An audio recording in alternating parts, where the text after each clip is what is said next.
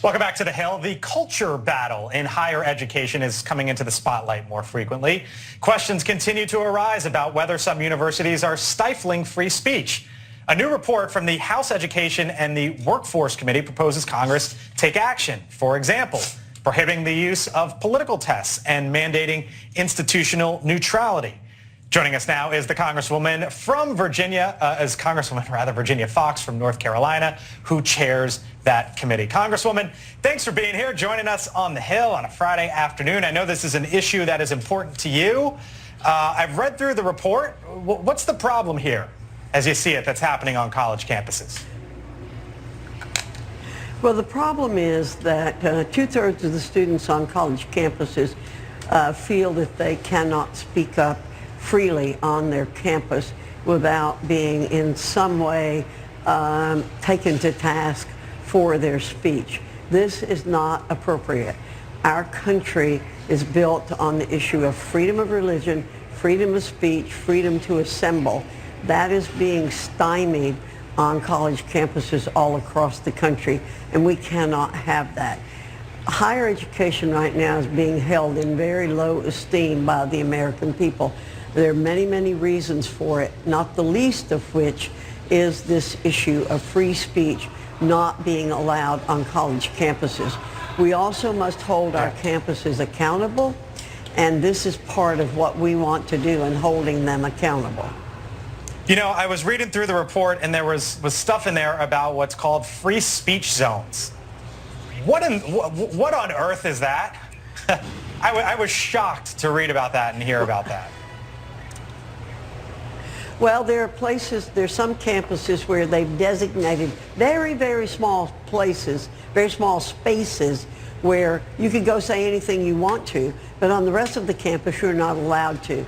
That, again, is totally wrong. That is not what the Constitution says when it says that the Congress shall make no laws infringing upon free speech. So campuses that receive money from taxpayers at the federal level have no business infringing upon free speech. And when you create a so-called free speech zone, that's what you're doing.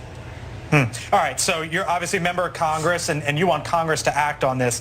Here are some of the proposed solutions. You call for example, the prohibition of the use of political tests, and you call for what you describe as mandated institutional neutrality. The folks at home can see some of that on the screen now, Congresswoman. How does that solve the problem here, and do you actually have support in Congress for this? I believe we will have very strong support in Congress on this because it doesn't matter whether you are liberal or conservative. You should want to preserve the ability for people who have your philosophy to speak freely wherever they are, not just on campuses, but anywhere in the country. Again, our country was founded on our principles of freedom, and we have to do everything we possibly can to protect those freedoms. You know, there's a saying, I may not agree with you, but I'll fight to the death for your freedom to express yourself. And that's how the opinion has been in the past in this country. Suddenly, we've gone through an era where people haven't felt that way, where they want to stifle your ability to speak, but they want to be able to speak and say what they want to say. Congresswoman Virginia Foxx from the state of North Carolina, thank you for joining us. Thanks for explaining it. Appreciate the time, Congresswoman. Thank you for highlighting the report and the issue. Of course, you got it.